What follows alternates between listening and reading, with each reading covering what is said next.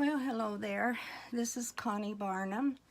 It's been quite a while since I've been on. I've been pretty sick for the last couple of months. I'll be sick for a while and then I'll feel better and able to craft, and then I'll crash again and be sick for a few weeks, and that's the way it's been going. But I had wanted to make something special for my friend, and I won't say her name because she doesn't have a channel, but she does beautiful work and she does a lot of swaps and everything.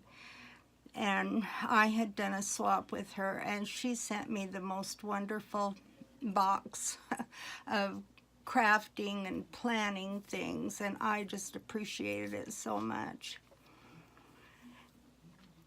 And we both like shabby chic and vintage and mystical things, and so I decided to do something vintage for her.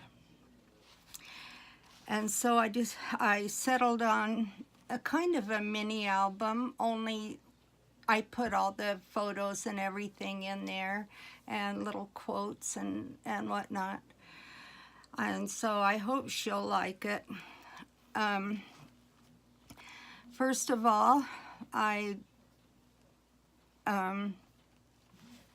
when I got to thinking about what I wanted to put in the album, I mean, I have tons and tons of vintage photos and ephemera and all kinds of stuff that I've gotten from Etsy and online and Google, whatever. I just have a bunch. And so I was going through it and trying to decide what I would do, and it dawned on me that I have so much vintage stuff in my own private collection in the form of my ancestors. And I am a genealogist, and so I have gathered stuff for over 40 years. So I have a lot of what you call ephemera and photos and whatnot. And so I decided to make it more personal and use my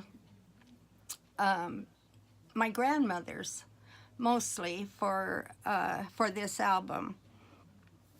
Now, I went online. I knew I wanted to do a file folder one, and I just don't have everything on the tip of my tongue to tell you what I use, but I promise I'll put it in the description box below.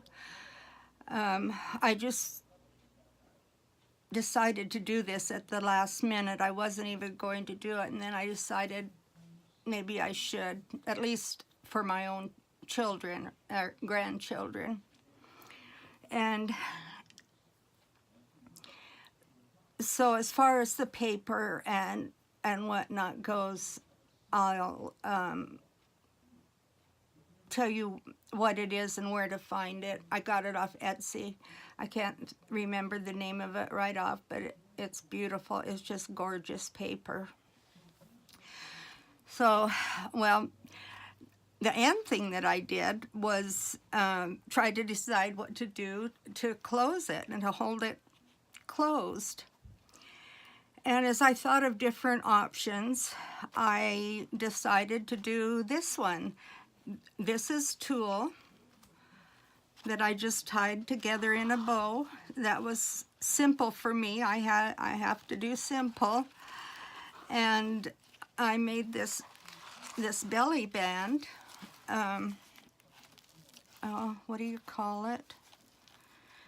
Snippets. Yeah, I made this belly band out of snippets from my stash. It just has a bird cage and flowers that I've made, and a butterfly, and just, you know, old vintage ephemera. But it was fun. I covered it with this tool, front and back. I used this gold that you see in the background is kind of like a ribbon. I don't know what it's called, but I got it from the Dollar Tree. It's in their Christmas stuff. And so, but it was too much gold. So I went ahead and put this on. I had this on the back already, and I decided to go ahead and put it on the front, and that would tone down the gold, and I liked the way it turned out. So that's the belly band. And this is the front of the album. This corset pattern I got, an idea I got online for the idea for using embroidery floss to tie it up and make a bow and everything. And then I just went in my stash and got this lace and put it on there for a skirt, and just added this with the beads. As I open it up, I don't know if you can see this. It doesn't really show up very well. I suppose I should have done it in black or something, and I might just change it. But it says, "We didn't know we were making memories. We just thought we were having fun." And I think it was Maymay that I heard say that, and I loved it. I thought it was so perfect for the way I grew up. And this paper, I love it. So I left this just plain with nothing on it, so that it would just show up. So as we open the album, here I just left this plain as well. And as it starts, this is my grandma. This is my mother's mother. And I have a little note in here that tells my friend about a little bit about my grandma. That she was born in England, and her family came to America when she was about 7 years old. And her grandparents, of course, didn't want her to leave, didn't want the family to leave, so they tried to kidnap the grandkids, and my grandmother especially. And so her parents hid her in a barrel filled with dishcloths and whatnot, things like that.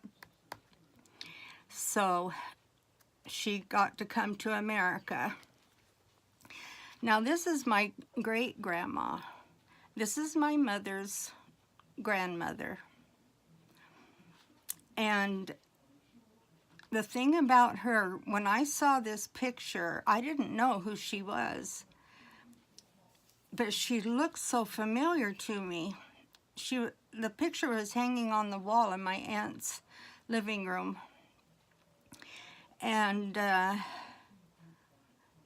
my husband Max was there, and I said, "Man, who does she look like? She just resembles somebody." And he says, "Well, she looks just like you."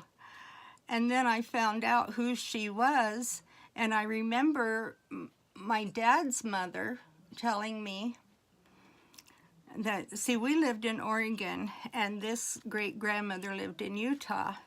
And I remember my other grandma telling me that when this grandmother came to visit, and she was walking up the lane, my grandma knew just exactly who she was because she looked so much like me.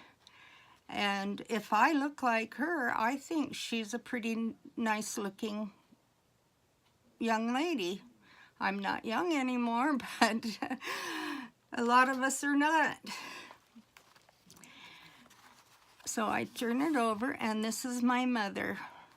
And I think that my mother looks like her great-grandmother. And I know I look like my mother. I've been told that my whole life. And these are just some little sayings, notes for encouragement or whatever. And then these are all copies, of course. I wouldn't get rid of my originals. But, well, first let me introduce you to my other grandma. This is my Grandma Ada. And she was a really good cook, and she cooked for the harvest crews when they used to combine and harvest their wheat in Eastern Oregon. They had 3,000 acres of wheat in Eastern Oregon in the teens, the 20s and 30s. They had about 3,000 acres. Did I say that? I can't remember. But anyway, this, where did I put it? Oh, here it is. This is a recipe that she wrote. I hope this is getting in the picture. I don't know. But anyway, this is Grandma Ada. And this is a recipe she wrote of how to make a flour, let's see, what do you call it? When you make dough, a dough basket, a dough Easter basket. And she even drew a little picture there of how you're supposed to do the dough. And I just thought that was so awesome. I found that in her stuff. All of these other things are just receipts and things like that from the 40s and 50s. Grandma had an egg farm, so she had a lot of those receipts. Of course, I get all of those things because the family knows. See, this is Oregon egg production. And this is a letter that I wrote to my friend. These are all just some ephemera, some old checks with my granddad's signature. And then this is my mother's great-grandma and my second great-grandma. And I don't know much about her except that she was born in Utah, and her parents were born in Denmark. And this is my dad's great-grandma. And she was born in Denmark. And when her daughter was 16 years old, she sent her to America to live with the family of Christoffersons. And that's my maiden name, Christofferson. But she, you know, they always wanted to go to America, to the land of milk and honey. And she never saw her daughter again. Here's another place for some ephemera. And then on the back,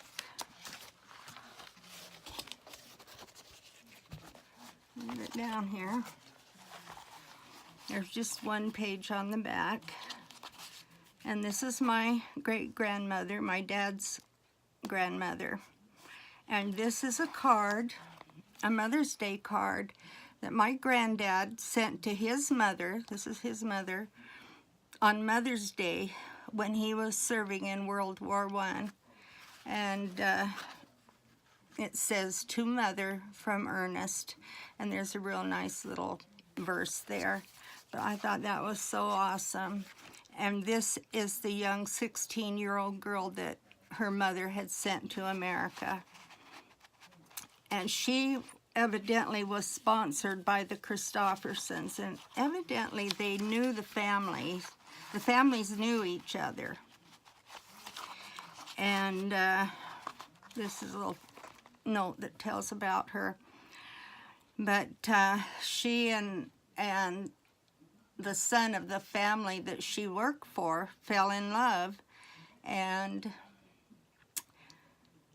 that's the rest of the story. That's how I came to be a Christofferson.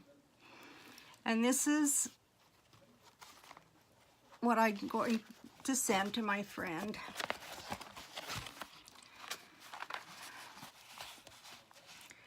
I plan to put it in a ginseng, no, what's it called? Oh, you know, one of these bags. And put this on the top of it for her. So I hope you enjoyed this video, and if you did, please like it and leave a comment. And I wish Ava was here to share this with me, because she could tell about it a lot better. And I appreciate you watching. Thank you. Bye.